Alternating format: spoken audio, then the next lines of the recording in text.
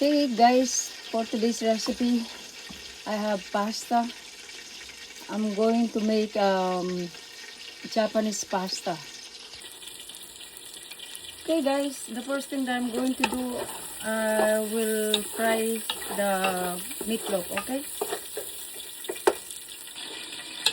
Okay guys, maglagay tayo ng garlic saka onion. Okay?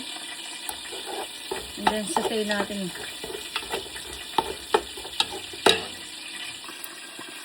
And then guys, maglagay tayo ng mushroom. Okay? 2 can of mushroom.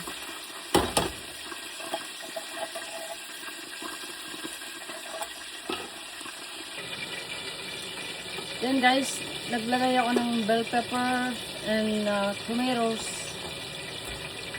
Only a little bit. Not everything. Okay?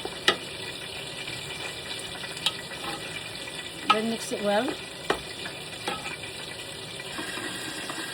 And of course, lalagay na natin yung meatloaf. Mix it. And then little bit of seasoning soy sauce. I don't have a Japanese soy sauce, but I put this. Okay? Supposed to be a Japanese soy sauce.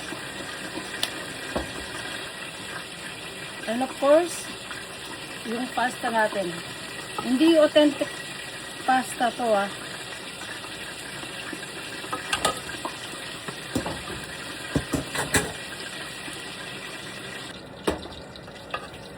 Okay guys, this is almost done. Japanese pasta. So I put meatloaf instead of ham. I put a little bit of water.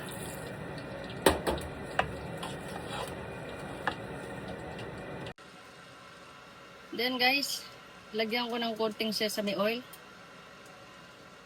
para lalong masarap.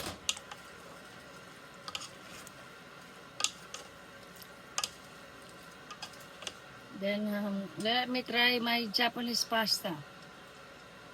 Okay, we'll try.